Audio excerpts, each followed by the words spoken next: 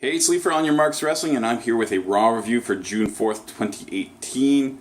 I'm a little bit behind on these things. I'm trying to catch myself up. It's very late at night. I watched a lot of wrestling today, so I'm going to try to rush through this thing as quickly as possible. I apologize if I speak quickly or if I stumble over my words. Alright, so we start the show with Elias singing about how he hit Seth Rollins over the head with his guitar. Rollins comes out for essentially a guitar versus chair showdown. He has kind of Elias dead to rights when Jinder jumps him. Elias joins in, and then Roman Reigns' music hits. He comes in for the save. Angle comes in and announces a tag match to start the show right now, which we've never heard before. Lacks creativity. I don't know. So the match starts. It's a pretty typical match. So Sunil Singh distracts and gives the advantage to Elias and Jinder. Reigns and Rollins have a nice little run kind of in the middle of the match. But eventually Rollins kind of goes into the ring with a chair, drops it, and Elias intercepts him and DDTs Rollins onto the chair. And they were kind of talking up Rollins' neck injury already. And then he hits Drift Away, and they actually get the win. The heels get the win in this one, which was surprising. Kurt Hawkins announces free tacos if he wins tonight. He asks the jobber what his name is, and his name is James Harden. Looks like an easy win.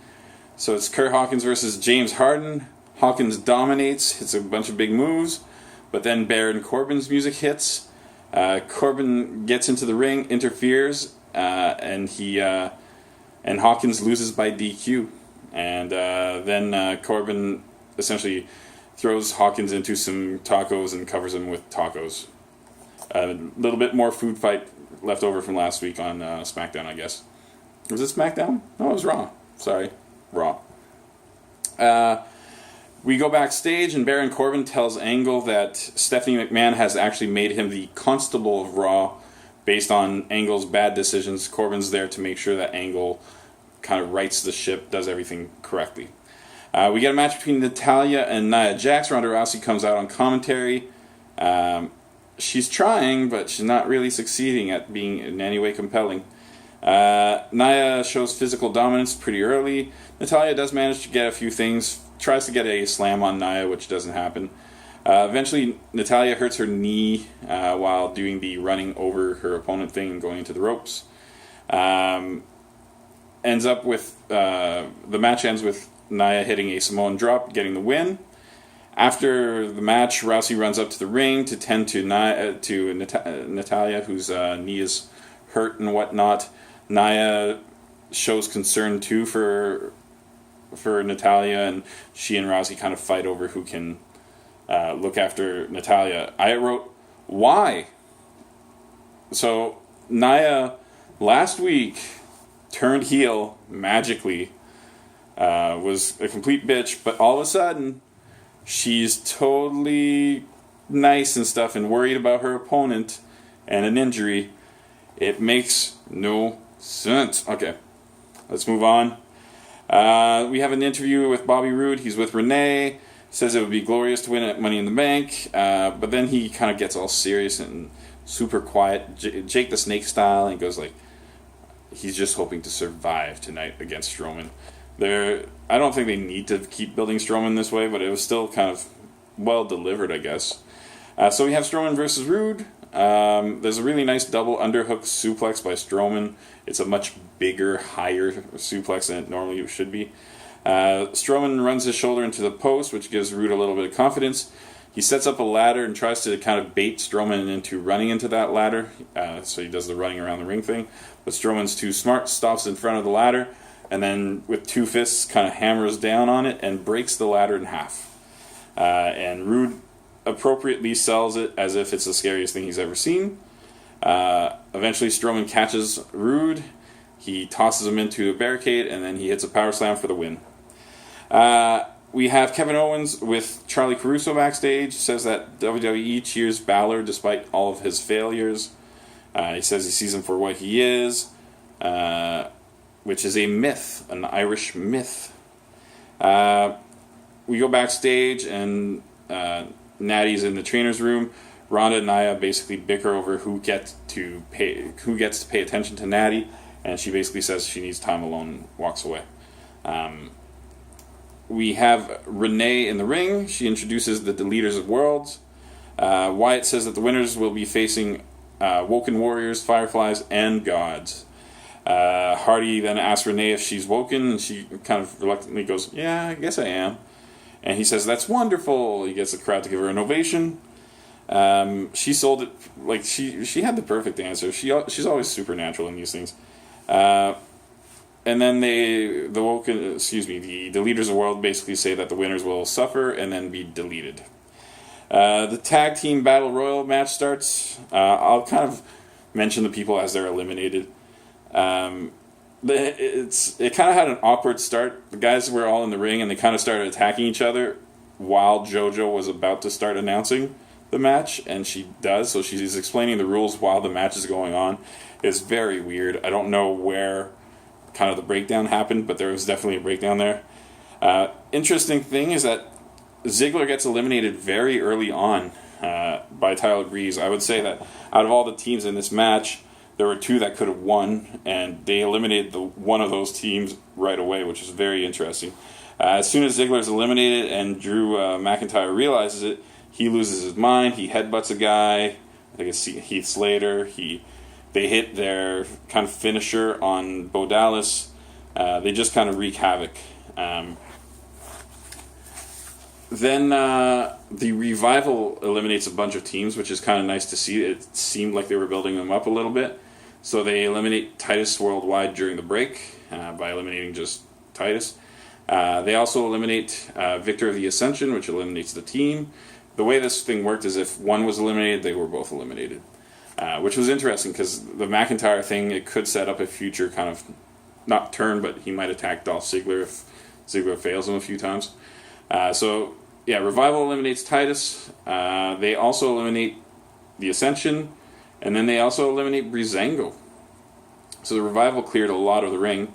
So this leaves the Revival, Heath Slater and Rhino, and the B team in the ring. Rhino eliminates the Revival, and as soon as that happened, I went, again, why? I wrote why a bunch of times, but it makes no sense. There is nothing happening with Rhino and Heath Slater.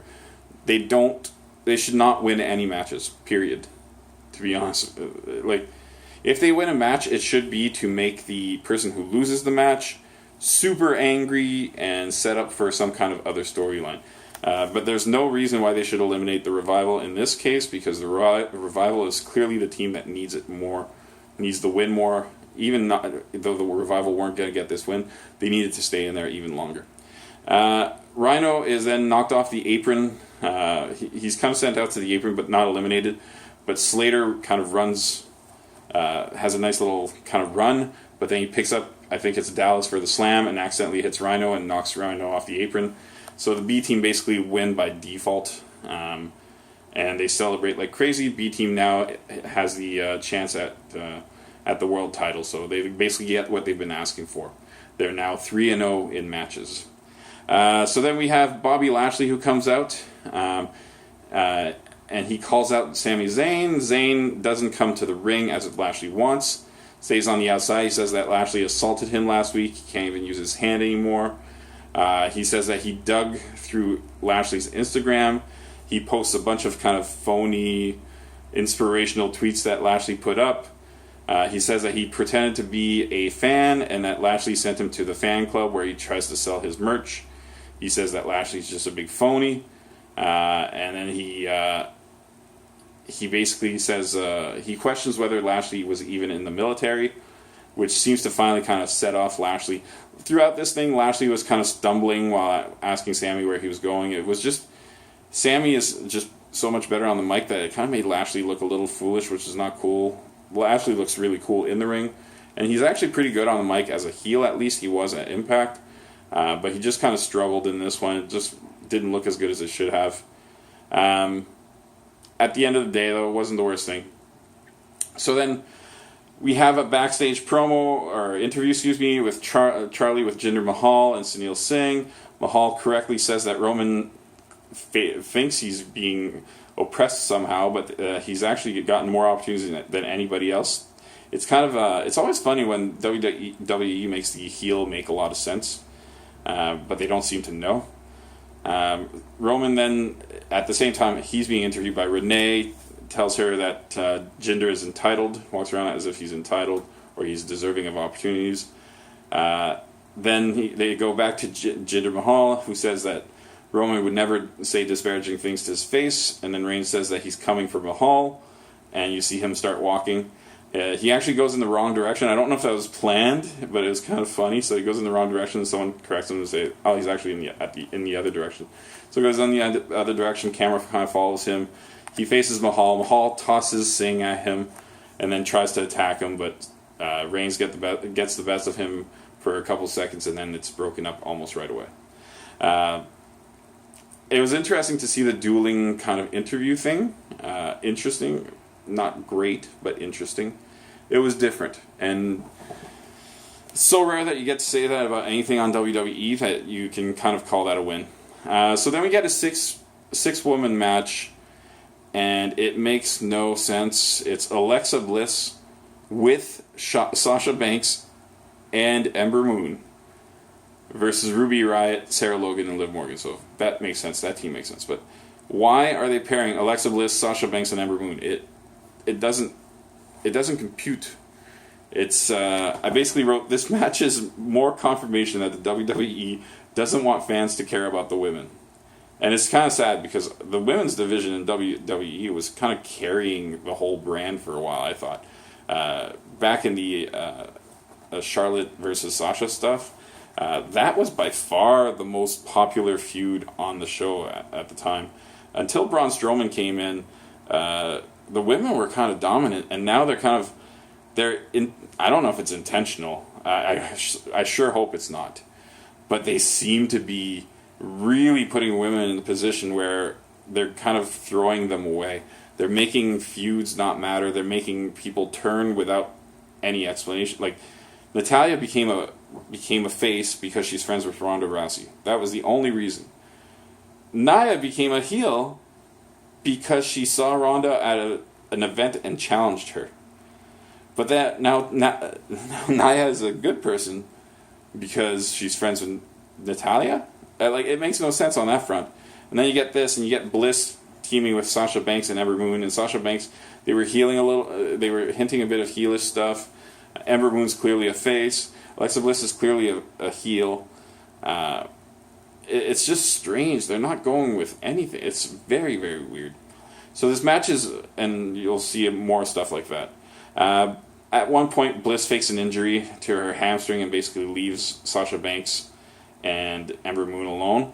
Well, that kind of makes sense, but didn't you know that was going to happen at the beginning? She goes to the back.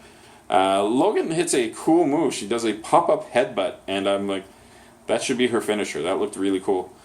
She also hits double knees on Moon to the outside. She does like a launch double knee instead of just kind of falling, like keeping the knees like this. She kind of kicks them out as she hits, and I think it looks cool. There's a Meteora by Banks on to Riott and Logan at the same time. Then the faces kind of need a boost, and Bayley runs down and throws her hand out. She gets tagged in. She hits a belly to Bayley, and she gets the win for the team, and they all kind of feel good about themselves. We go backstage, and we see Corbin talking to Angle and saying, like, you can't let this go. Like, that is clearly against the rules. You need to go tell them that wasn't a win. And Angle really doesn't want to do it, but you see he kind of accepts, like, yeah, he's going to have to do it. So he kind of walks away. So then we come back from a break, and the winners are backstage, and they're really high on themselves. Ember Moon's talking about how great that felt, and all that kind of stuff. And Banks and Bayley seem to kind of hash things out a little bit, which is really annoying because they should hate each other. They should have been against each other by now, but that's okay. And then Angle comes in, and he tells them that because Bayley was not officially in the match, they've actually lost the match. Ember kind of leaves right away. Sasha and Bayley have a bit of a disappointed look kind of moment where Sasha essentially seems to blame Bayley for the loss and goes away. That's okay. At least that's kind of in line with a Bayley-Sasha breakup eventually someday. that should have happened 4 months ago. Big Show comes out to promote the Special Olympics, does a good job at that. Cool thing is that Balor comes out for his intro, and he uses the Special Olympics kids to kind of enhance his intro. I like it. I dug it when he did it with the LGBT community was it WrestleMania? And I liked it now. That's cool. It's Balor versus Owens is the match. Owens controls most of the opening with rest holds. It's kind of a boring match, I thought. There's a topic on heel by Balor, which there always is. It's fine. Owens targets Balor's arm. Again, kind of gets boring. Excuse me. Balor hits his 1916 kind of setup, but with the elbow. There's a super kick by Owens, gets near fall. Balor gets a missile drop kick, but doesn't kind of get beyond that point because he gets knocked off the ropes. There's a frog splash by Owens that looked really, really painful. Like, he looks like he hit it completely. Owens then brings in a ladder, teases jumping off the ladder onto Balor, but he's too chicken to do it. And he keeps like going down a couple steps and trying then and can't do it. Eventually, Balor gets him down and he goes on the ladder. He coup de grace Owens from the top of the ladder. And then he goes back to the top of the ladder and grabs the Money in the Bank briefcase and knocks it off. And I guess the match ends there. I thought this was still a match with a pinfall. I must have missed something. But yeah, so the show ends with Balor standing tall over Owens. Overall, this episode, it's not a very strong episode again. Raw's been pretty rough for about a month. I don't remember a good episode of Raw in a really long time, and it's really disappointing because it had a nice little run before WrestleMania, I thought, and then it just kind of WrestleMania just killed everything. The shakeup was supposed to help. It did not help at all. Raw is weaker than it ever has been. I don't get it. I can't believe they got so much money to re-up the show. That's cool, but I don't know. I don't get it. It's really, really rough. I was very much not impressed with it. I'm going to go ahead and give this a 6 out of 10. I think that's all I can do. All right, thanks for watching.